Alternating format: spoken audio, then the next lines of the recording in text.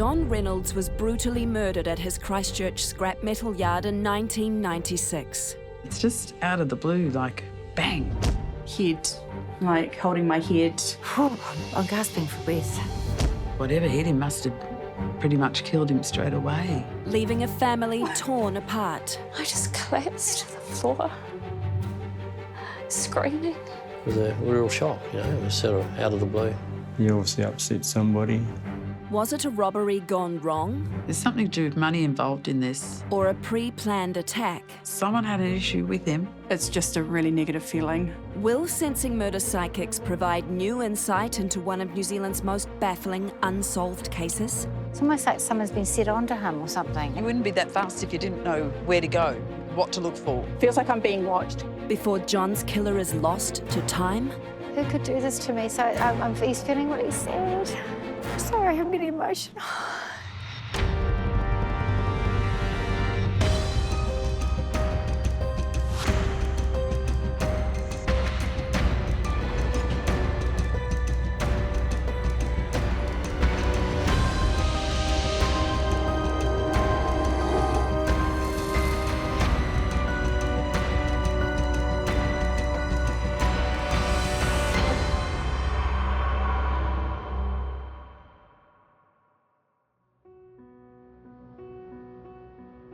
No one has ever been charged with the brutal murder of 55-year-old father of two, John Reynolds. He was hardworking, he was honest, and he was a good dad. His daughter has come to Sensing Murder in the hope that our psychics can gain fresh insights into her father's vicious killing. On separate days, Deb Webber, Kerry Marie Callender, and Karen Anderson come to Christchurch. They are given no prior information about the case. Their only clue is a downturned photograph of the victim. All three psychics make an early and surprising connection to the spirit of John Reynolds. I get a sense that quite popular, someone that people looked up to, someone held and had a lot of faith in. He would be approachable, he would approach others. He lived a fairly quiet existence. This gentleman is everybody's hero. He was a good man. He was very honest, and he was one of the most honest people I've ever come across. There was an honesty about him. He was a bit of a main chance guy, but he was a fair and generous guy with it. Flicking a J at me for some reason. I want to reference a John. Yeah, John. Everyone liked him, whoever met him, and I don't think anyone would speak ill of him. He's got, you know, just a really nice personality. As a young man, John arrived in Christchurch in the 60s. His family had come from England to start a new life. They hadn't been there for that long when my dad met my mum.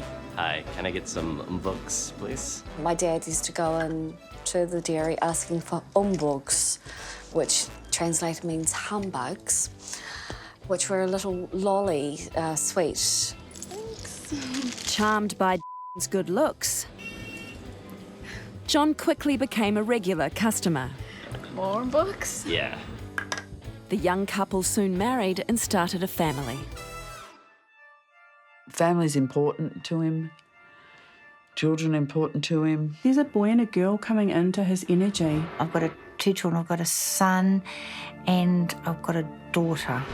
John was a dedicated family man who liked finding and collecting antique bottles. There's a collection of something. Just saw somebody digging with a shovel. Because he's talking about a shovel, like digging something up. Bottles. He'd dig these massive holes looking for bottles. He'd get into the river and yeah, more often than not, he'd get a few good old bottles coming out of the old river. John would also go on bottle collecting trips with his mate, Nigel Harrison. Getting in the river was a big thing, you know, getting out after a storm and just walking up the river and picking up what we could find. Yeah, it was a lot of fun. It was treasure hunting. And he remembers how John would always have an eye for a deal. If there was something in the wind where he could make a buck out of it, you know, he would take that opportunity. But I could never say a bad word against the guy. It was during a bottle collecting trip many years later where John opened up about his time spent in Australia. Well, he told me that he'd been shot. He showed me some bullet holes in him.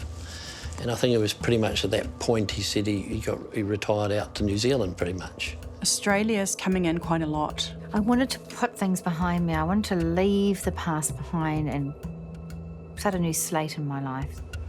He said to me once that he was going to be killed one day. I guess it had something to do with his past. I have no idea.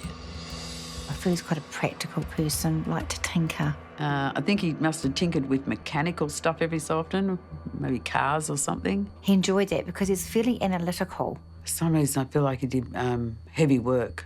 I still feel like I want to do something with my hands. In 1985, John started his own scrap metal business on the outskirts of Christchurch. Metal, I'm seeing lots of metal around. Metal. I'm getting like a factory and also like a warehouse. There was just a small warehouse with a pile of metal in the corner. I just saw it was an extension of what he was doing off out of his backyard and garage. John ran a tight ship, sometimes getting on the wrong side of customers and staff. He was a wee bit abrupt sometimes with people would rub them up the wrong way, but I've been doing my job. I've been doing this job for so long. He will confront people straight up. There's a bit of an argument with someone. Because he had very high expectations of his work and of his workers. The scrap metal trade also attracted a criminal element, looking to offload suspect items. Mate, I brought the copper. The copper's here, right? It's like $600. John had a reputation as someone who would look the other way. Well, I'd heard rumours that he might have been dealing in some stolen material, and not scrap, maybe something else. well, I think John would have just bought anything to make a profit. That's about the size of it, yeah. But he worked hard, often 7 days a week, in the predominantly cash business. Yeah, so he must have had a good lot of money, but it's cash. I'm seeing cash. A lot of cash. It was well known that John had cash and liked to flash it around, so. I feel he went to work on the weekend, but he tended to go the same day every weekend. If he's going to go to work, he'd always go to a certain day. This is Sunday. On Sunday, April the 28th, 1996, John was working alone in his scrap metal yard, getting ready to close up for lunch. The timing's around noon. So it's the middle of the day. And he was just completely off guard. I get off guard. I feel like he was just pounced, like he was just attacked. Blow to the head. It was like instantaneous. It's like whatever hit him must have pretty much killed him straight away. From the injuries that John had sustained, it was fairly obvious that he had been bludgeoned to death. And the amount of blood that was surrounding the body, it was definitely a violent death that he had met. It was unclear what the motive for John's murder was. Robbery was a distinct possibility, but police couldn't be sure. With the initial examination, we found no cash, or very little cash on the premises. However, when the body was lifted, we found out that there was money in his back pocket, which we were rather surprised at, because if the motive for the homicide had been robbery, we would have anticipated or expected that at least somebody would have rifled through or searched his pockets. However, our psychics feel money may not be the whole story. Someone had an issue with him. It feels like something to do with somebody knew something about taking some product or stealing. Complete BS. I'm tired of it. I didn't like him at work.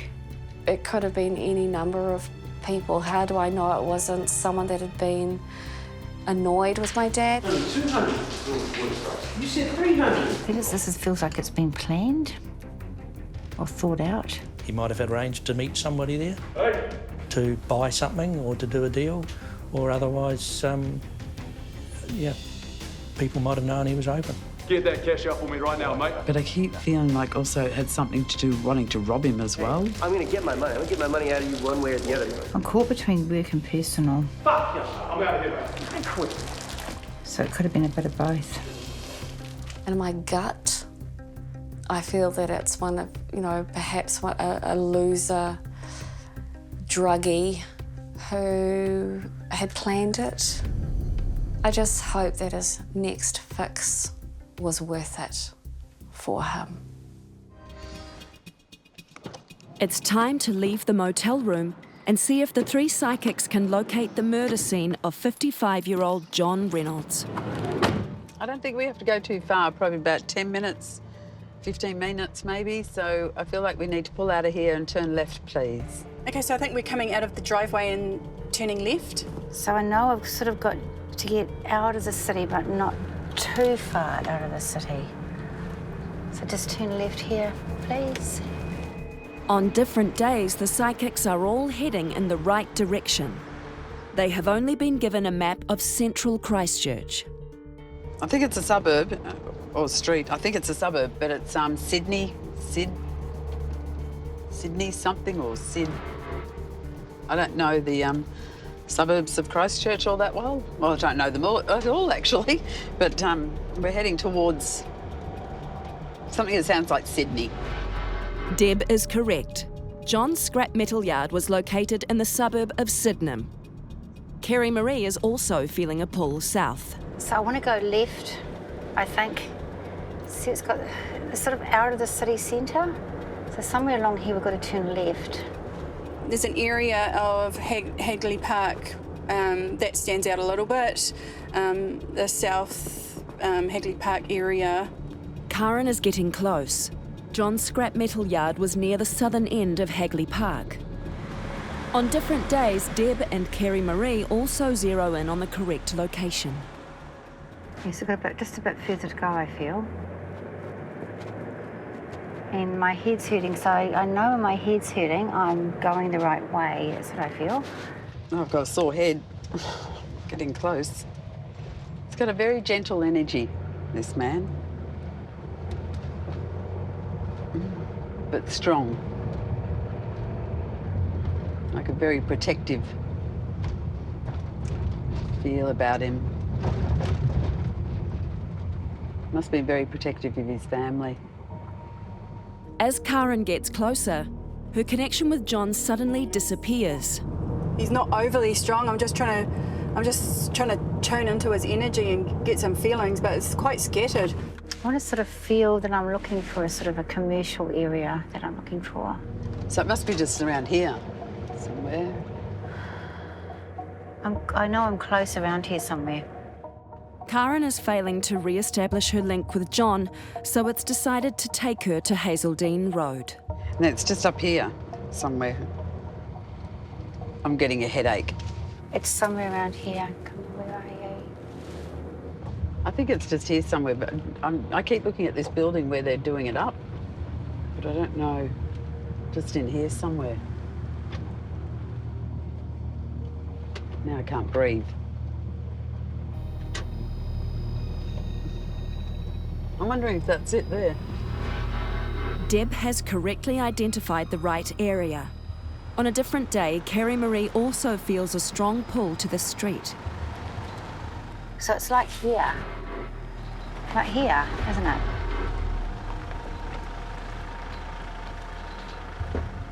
Once taken to the right area, Karen picks up on a frantic energy. It's a zigzaggy feeling coming in. Back and forth, like across there, back and forth.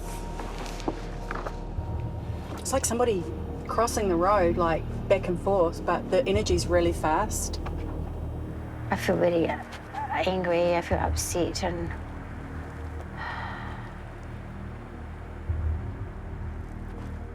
so he's telling, I've got a really sore head. He's telling me nothing visible, so it's all changed. It's all changed. It's changed so much. Also, when you think about it, from 95 to now, Christchurch has had the earthquake, so that could be part of the reason why I don't recognise it. But also, there's things that have changed in this area dramatically, and I'm looking for the workshop, but I can't see it. It's in this area, I know that, but it's changed so much.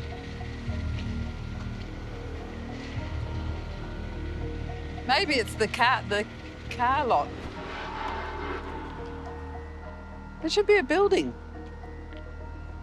Where's my building gone?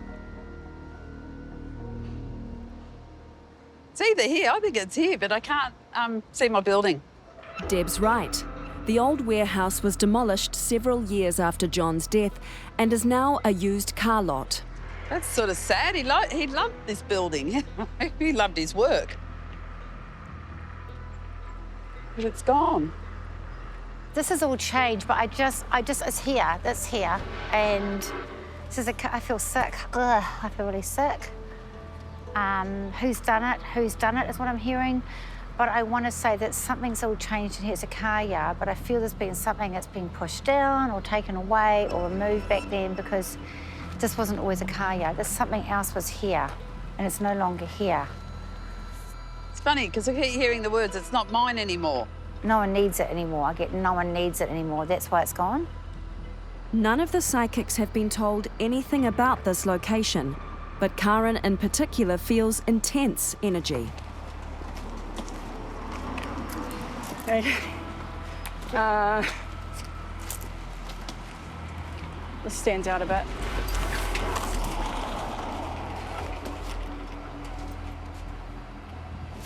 It's just a lot of upset here. Like, real bad.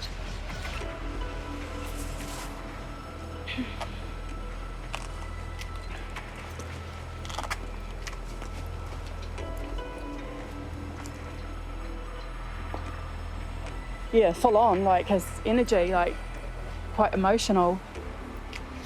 All three psychics have correctly identified the precise location where John died. What can they tell us about the day of his death? He says it's at noon. This is on a Sunday. He's working on his own. No one else was there. He thought he was on his own. I don't think he was outside at the time, but I keep seeing outside, so I still think he worked in and out of the building. And something's coming from behind me. I just feel I'm doing something and someone came from behind me. That's what it feels like. Someone just came in from behind me, came up from nowhere. I'm getting like a shock, startled feeling. I'm trying to turn around and I hear a noise, but I don't. But it's that quick, it's just that fast. There wasn't enough time, he's saying, there wasn't even enough time to try and call someone for help. There wasn't enough time. I didn't see this coming. I didn't actually, I did, by the time I felt something happening, it was just too late. Police believe John had his back to his attacker and that he turned just in time to see a blow raining down on him. This area, head. Banged in the head, like someone was a savage, someone was a coward. Came in and whack, and that was it, and down onto the ground. Just seeing him on the ground and just that whole majorly, just bam, just like majorly affected. I know there's something in my head, but I still feel like cut here as well. Or there's something sore about my wrist because it keeps on getting sore there. John had been hit once in the head and he had a slight defensive wound on his right wrist, exactly where Kerry Marie is indicating. I don't feel I died then and there. I think I was left to bleed. There's blood. So it must have been quite deep for the amount of blood that he keeps saying to me and showing me. The psychics are correct. John's head injuries resulted in a large pool of blood. But it was so fast, like I can see this, vroom, bang, vroom, out. It was too quick, there wasn't enough, he didn't have enough time. Sorry, I'm getting emotional. Sorry, I'm getting emotional.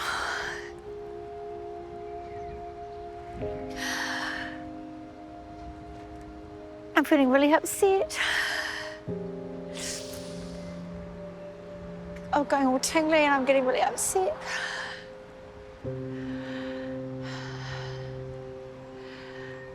Who could do this to me? So he's feeling really sad. Sensing Murder psychics are at the old location of Garden City Scrap in Christchurch, where the owner John Reynolds was murdered in 1996.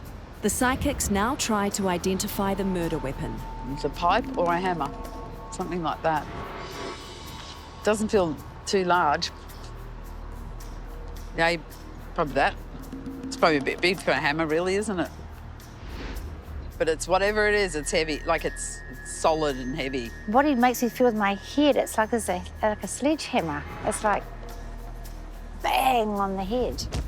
And this weapon hasn't been found. Well, I can't see the weapon, that's the thing. I don't think it was found. Both Deb and Kerry Marie are correct. The murder weapon has never been found. The psychics now turn their attention to the motive for John's murder. Money. I keep getting money again. Something about wanting money, but... So I'm pretty certain that it was a robbery. If anything was taken, it was probably belongings and it was possibly money. This is something from his past that's come back to haunt me, something I've been involved with, it's something to do with money. I'd say he had lots of money. I mean, quite thick, you know, not a couple of hundred. I'm talking about 1,000, 2,000, you know, at a time, 3,000 even. John often carried a large amount of cash on him. If the killer knew this, was the murder planned? He'd been here, he knows that he's got money, and he came in and he picked his time though because it was really quiet. And I think he had even watched John a few times, like, you know, to see when he was going to open up or close down or whatever the case may be, and then he could come in and not get seen. Feels like I'm being watched because I'm like, I can feel energy behind me watching in here, like looking, watching. And that's the thing, if it was that quick, they must have known where he put the cash or where he hid his money. Go into your little back room and get your bloody cash out, mate. Because I don't feel like they were in there for like half an hour or 20 minutes or whatever, this guy. He's in and out like a... in and out like that. I'm out of here, mate. See you later. You wouldn't be that fast if you didn't know where to go, what to look for. Like, it's quite determined. Out, in, out. There's a running feeling back and forth here. Fast running. Came out, jumped in something high, so to me it's a 4B, like a Hilux type looking thing. It's old, it's beaten up. Now this is interesting because I keep getting white and navy blue. I'm getting two colours with the car. I'm getting a blue metallic vehicle. Either it was white and he changed it to navy blue, or it was navy blue and he's changed it to white, but it was an old car. No, I'm definitely getting up. Like, I feel like I'm getting up into a car. I'm not getting down into a sedan or anything. There's a driver. There's definitely a driver. So they came here and they had a vehicle because they wanted to take stuff as well. They weren't going to go empty-handed and they drove away. So there was two people, not just one. So there may have been two men, one being the main one, and the people that I saw in the visions earlier, I'm pushing towards that person. Whoever it is, I feel like they might have been on their own now. I'm not going to say they were, because I keep getting one, but I feel like there might have been another one. And they haven't found the people yet. They haven't found the people yet. But there's two people. While Deb tends towards the view that one person was responsible, Kerry Marie and Karen, despite no contact, believe two people were involved in the brutal attack. Did John know his killer or killers? It's a slight feeling of him being aware of who they were, like aware. That sort of feeling. It's slight, but it's slight, so knowing of them. I had a disagreement with him before. This person, I'd had a disagreement before. This isn't the first time we'd come to loggerheads. There've been arguments before, controversy before this time, definitely. And they decided they had taught him a lesson about something. And took something because I thought we're going to get something from what you owe us. I want to go random, but it almost feels like some sort of debt as well, like money owed, money coming in, money owed, like that sort of whole money thing I'm checking. Really feels horrible. It's awful, but the killer, the murderer, he wanted to do this. It sounds a horrible thing to say, but he almost enjoyed doing this, and I feel yuck saying that, but it's like he really thought that he deserved it. The psychics are now asked to describe the man who murdered John. Young guy, sort of mid-20s. Shorter than me, or stockier than me. Heavy drinker, seems to be a very heavy drinker, because I keep getting pub, I keep getting drinking, disorderly, you know, a bit of a party guy. Might even be high on something. Tattoos. I feel that person that I saw, yeah, tattoos. I think he had tattoos on his fingers. I think he had tattoos on his fingers. We'll say one thing, it looks like he hangs out with a guy that's really big. Like really big. Because one of his mates or something, he might be the guy that knows about it though, but he's big. Bear. I keep getting a symbol of a bear. It's a nickname, I think, the bear. I think maybe they should ask around at the pubs for a guy by the name of Bear. Sensing murder psychics Deb Webber, Kerry Marie Callender and Karen Anderson are in Christchurch sifting through the pieces of John Reynolds' callous murder. The psychics have accurately described the murder and given a description of the killer. Now they focus in on what connection, if any, John had to his attacker. I do feel someone he knew from work, but someone he also knew. It's like someone he grew up with. It's strange. He'd see him now and again.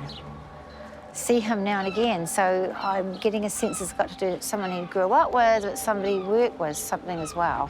And we had some bad habits back then.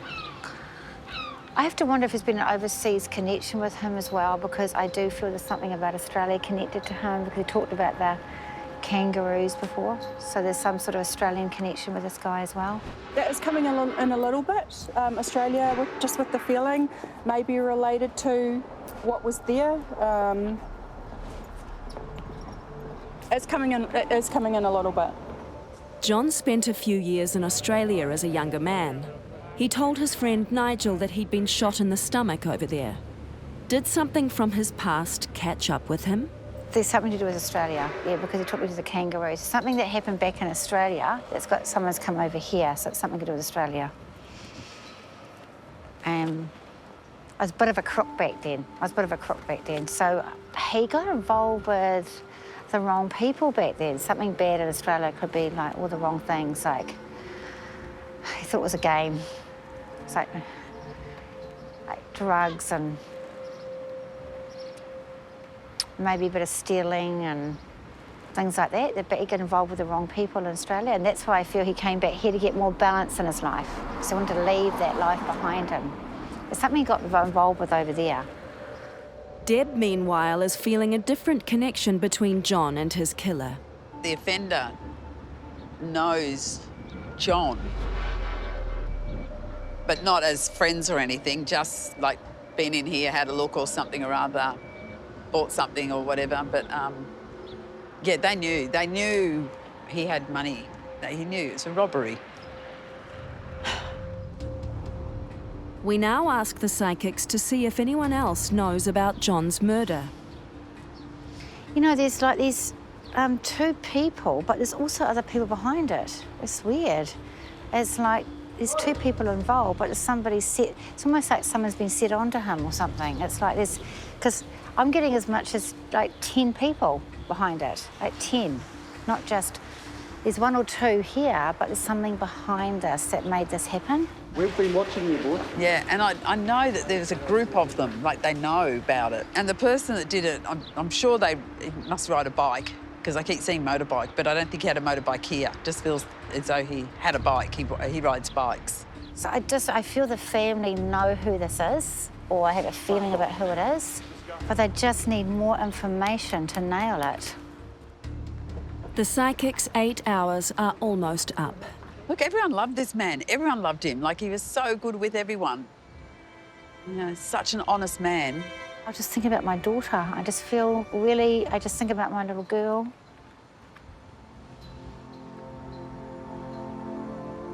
I just don't want to leave my little daughter, my little girl. And I'm thinking about her. My daughter's my daughter needs me. And I know my son's going to be, I'm thinking about my son, but my son's going to be all right, but I'm worried about my daughter. Yeah, the daughter, she's the strong energy that I keep getting. He's talking about being really sorry and apologising all the time for the pain that it's caused everybody, and that he's sorry. It wasn't meant to happen like this at all. But he loves his family. That's all I keep getting, is he's so devoted to them still. That's his last thought, is of his family, of his daughter and his partner and his son and his mum.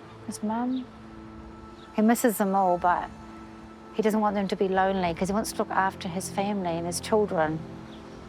You know, it's like he's still devoted to them no matter what. No matter what happened to him, he's still loves them completely. We're back in Christchurch following up on the 1996 murder of John Reynolds. Private investigator Grant Coward has been following the case closely. Using the psychic's findings and his own experience and intuition, his goal is to uncover new information about the murder. Grant begins at the crime scene. It was interesting that John was here on Sunday midday. We do know that routinely he did do that on a Sunday, and we know that this was really quiet here. But it's interesting that perhaps his clients or the people that he worked closely with knew that he was here on a Sunday, and that could have been the opportunity to attack him. Then again, it could have been random. Gaining little conclusive information, our investigator moves on to the Christchurch Library to get a sense of the level of criminal activity in the city in the 1990s.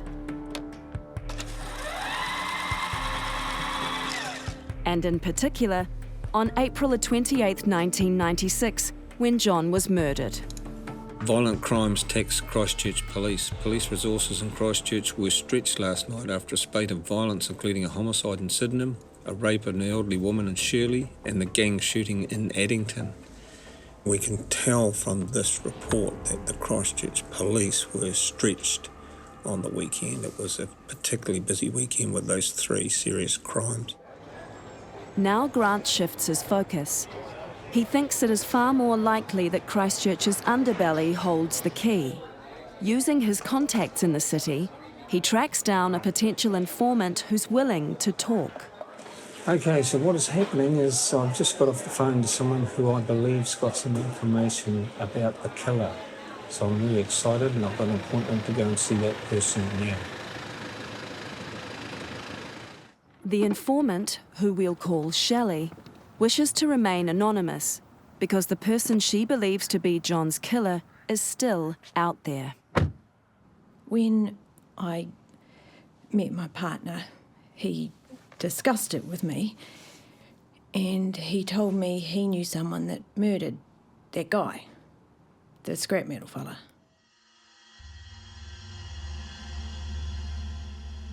He came over with, they used to do Ritalin, but they never took it. They shoot it up, and he sat there after he was high, and he said some other things, and then he came out with how he got away with murder. He was, it's good that you can get away with murder and there's no DNA to prove that I've ever done it.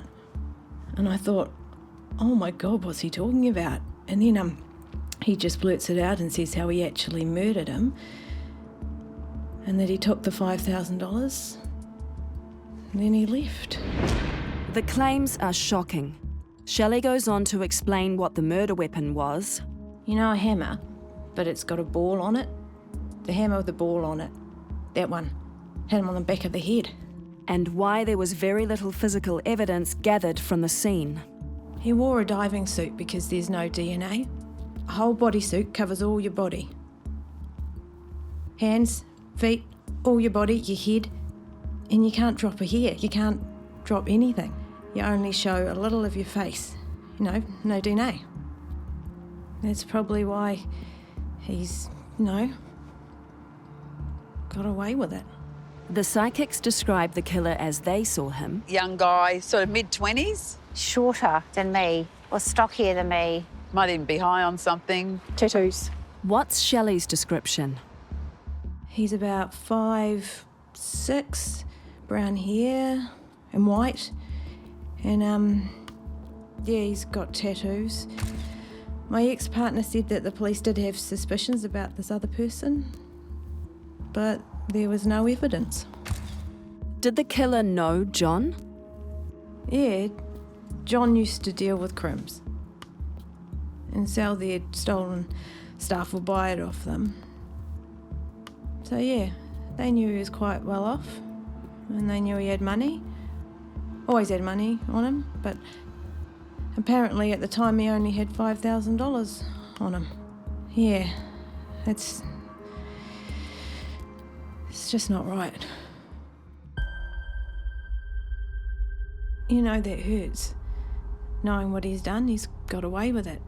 You know, I've carried that inside me for so long. It really hurts to think that bastard's got away with it. I feel like I'm knowing this, you know, like I'm hiding a murderer. And it just hurt inside me and it's been eating away at me for so long. The informant was credible to the point of identifying John's killer. And the informant has said to me that the killer is 5'6", he's got tattoos, he's been in jail. The informant also told me that the weapon of choice was a ball hammer, and that is consistent with the injuries that John received on the blow to his head, was consistent with something like a hammer or a metal object. So for me, it's not coincidence that this person that the informant has identified is a customer of John's and is known to him. And my gut feel is it's not a random attack. The evidence to me points to someone that knows John has gone in there to have a beef with him about a deal, a trade deal, and it's turned sour, and so he's whacked him over the head and taken his money. After sharing the information with police, Grant is told some interesting news. So I can confirm that the person described and named by the informant was investigated as a person of interest in the initial inquiry. And this information has been passed on to the police. I would expect them to follow that up. Lara Reynolds and her son Jonathan, who never met his grandfather, have come to find out what the psychics have revealed about John's murder. For the first time, they will see the completed Sensing Murder program. Well, straight away, I've got a very strong energy here, a very strong person. I've got quite an organised person, actually. I think he's got a strong personality, but I've got this real gentleness around this fella. I appreciated the fact that the psychics were accessing that softer side of my dad, and that it was coming through that, they felt his strengths. Home was really important to him. He made a stable home, a balanced home. He'd like to be the head of the family. That's what I get, very much the head of the family. And I'm getting the name of Sean, connecting this to my son, Wow. Yeah, I felt it.